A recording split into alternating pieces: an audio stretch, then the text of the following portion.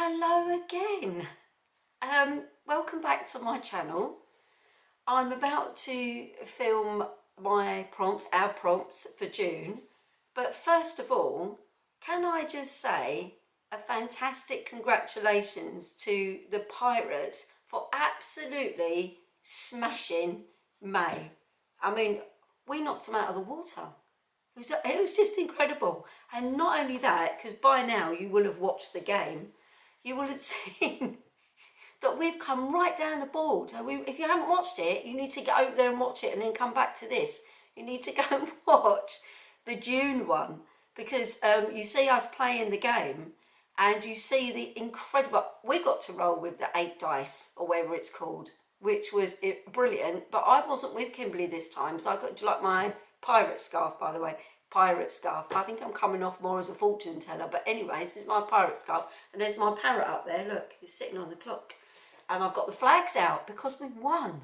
And not only did we win, when we played the game, I had to do some app that rolls the dice, and she was very dubious, very untrusting, didn't believe that I got these numbers. But the first time I rolled it, I got a 6. And the next time I got it, I got an 8. And the next time I rolled it, I got another 8. And I filmed my screen and I sent it to her and she was like, definitely no way, no way, no way. But my husband was here and he witnessed it. So that's it, really. I'm really sorry, Kimberly, and I'm really sorry, Elephants, but we absolutely smashed that. So well done, Pirates. And as you now have seen the game, you remember we were right up at the top of the board. Again, if you haven't seen it, you need to come and watch it. We were right at the top of the board because we'd had to walk up a ladder. Well, getting those 6s and 8s has brought us right the way down. So we came down, we fell down the waterfall, you know, went round the Pond of Doom or whatever it's called. I think it's a lake, I don't think it's a pond. We went round the Lake of Doom, but because we had such high scores on the dice, we went across and then we managed to zip across and we're on the good path, we're on the green path, and now we've landed on another one and we've got to go around the green pond, Doom, lake. It's not Doom, it's the happy pond apparently, don't know what's in it. And so we've got to go around there, but we're both now really... Oh, and also the Elephants, I'm really sorry, Elephants, but you've ended up having to go up a small ladder, which is very sad. Not. So anyway, yeah, because they were very smug last month, weren't they, the Elephants? Not the Elephants, yeah, the Elephants. And so we've come back with a vengeance, which was incredible. Anyway, so I'm going to tell you what our prompts are for... You would have seen it if you've watched the video, but our prompts for June...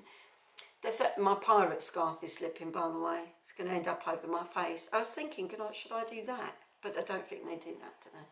So with our first prompt, we landed on the water prompt, which the Elephants have had twice, in actual fact. So what I've decided on, I found a really nice little... This is going to be the group book as well, because I think it fits in very nicely. I'm just folding up my paper because I'm not technical. I won't be a second. I could have done this before, but I didn't.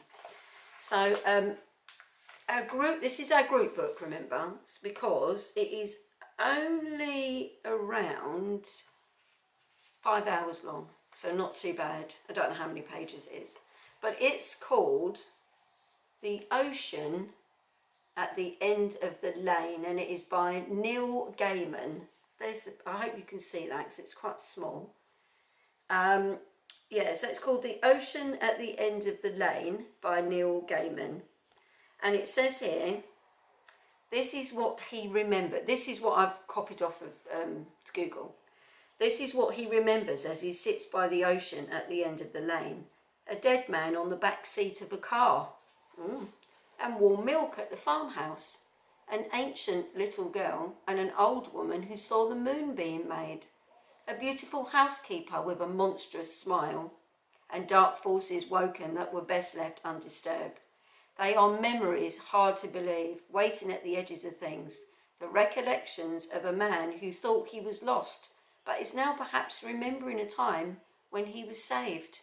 I mean, that sounds really confusing, but also it sounds really good, and it was the National Book Award Book of the Year, and it also says on here that it's an acclaimed West End theatre production. So that seems, I think it came out about 2013 or so. So some of you, I mean, you're so good, all of you, at keeping up with everything. You've possibly read it already, but it's called The Ocean at the End of the Lane, and that fits in beautifully with our water theme. Look, and it's a lovely cover. Look it up online, it looks much better than this little printed out one.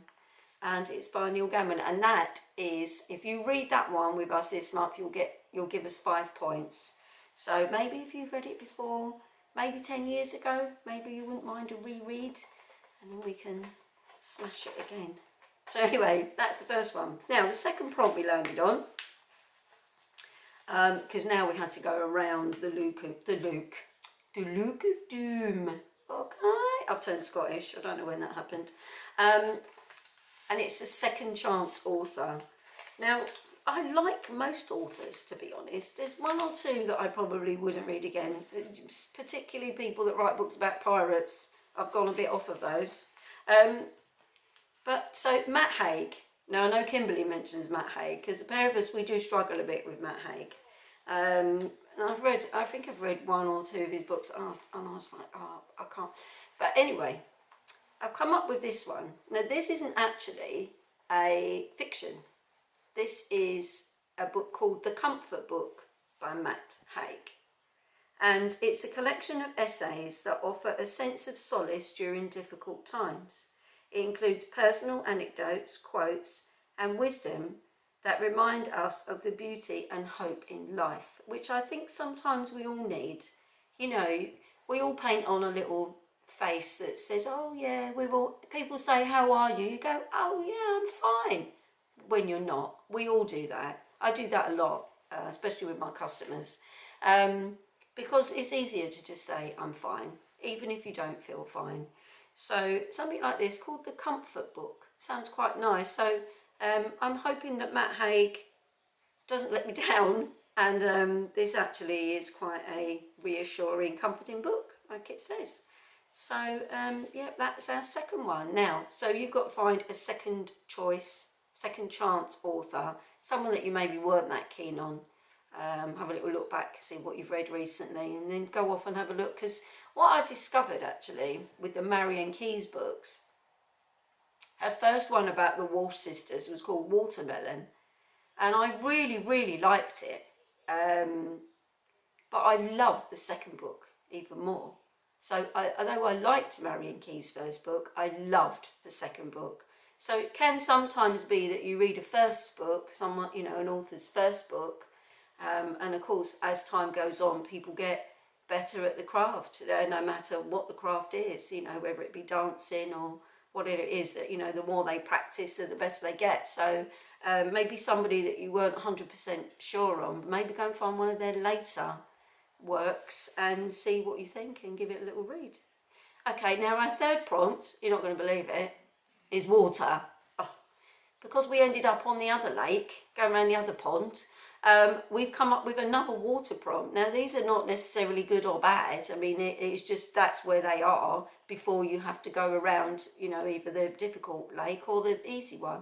So again, it's a water prompt, but I have found a really nice book actually online, and it's called, folded this all up and it's all crinkled. Hang on, I need to iron it. It's called Once Upon a River by Diane Setterfield. Now this is set in London. I do quite like a book that's set in London, in Victorian times, which I believe it is. It says, on a dark midwinter's night in an ancient inn on the Thames, the regulars are entertaining themselves by telling stories. When the door bursts open and in steps an injured stranger, in his arms is the body of a drowned child. That's sad, isn't it? But hours later, the dead child stirs, takes a breath and returns to life. Is it a miracle? Is it magic? And who does that little girl belong to? And then it says at the bottom, it's an exquisitely crafted historical mystery brimming with folklore, suspense and romance, as well as with the urgent scientific curiosity of the Victorian age. So I'm so looking forward to that one. And of course it fits in perfectly because it's got river. So the first one, water, was an ocean, and the second one, water, is a river. I mean, you can't get much more watery than oceans and rivers. So yeah, Once Upon a River by Diane Setterfield is my third one. So let's recap that. You've got a water prompt, a second chance author, and a water prompt. And of course you can choose whatever you like, but if you want to join in with me with The Ocean at the End of the Lane by Neil Gaiman, that will gain a couple of extra points. So have a little look and see what you think. You smashed the activity last month. This scarf is getting lower. Oh. It's like my parrot. Here it is. It's like my flags as well. They're great, aren't they? I was going to wave it, but then I thought it'd probably fall off. So your activity this month, and it's a nice easy one, and obviously it's got to be, I've had to connect it to water. So I would like you to send in a photograph of a duck. Yeah, that's it. A duck. It can be a real duck or not. It could be a plastic duck. It could be a duck in the garden. It could be a duck that you've drawn. Any old duck you can do. Send us in a picture of a duck. It doesn't have to be on water. Just a duck, it's fine. Maybe a duck in an unusual place, and you wouldn't expect to find a duck. I'm sure most of us, if you think really hard, somewhere in your house, you're going to have a picture of a duck. It doesn't have to be in your house, though. You can go outside, take a picture of a duck. A flying duck. Who gives a fly? Don't say that, that's rude. Anyway, so that is it for June. So I hope you have a lovely reading month. Thanks once again for all your efforts for May, because we won, smashed it, and then managed to catch up. And I think we are pretty much even Stevens now with the elephants. I think they've got about, because they haven't got to go around the lake, they've got about 3 more dangerous squares to pass to get down to the finish line, whereas we've only got 2. So they've got about 14 squares or something to finish, and we've got about 20. So I can't believe that we caught up. So well done, Pirates. Yay, give yourself a yay. And that's all from me for now. I'll see you again in July. Have a lovely month reading. Don't forget, we've got a nice Discord server, which I'm sure if you go over on Expedition Through Pages, Kimberly will share the links for, because I'm not very good at any of that stuff. And that's it. So we'll see you over there for a little chat, or if you've got any questions. And thanks once again, and have a really, really lovely June. I'm off now. I'm going to go and sit in the garden and see if I can find a duck. We won't find any ducks. We've only got pigeons around here. I'll see you soon. Take care, everyone. Bye now.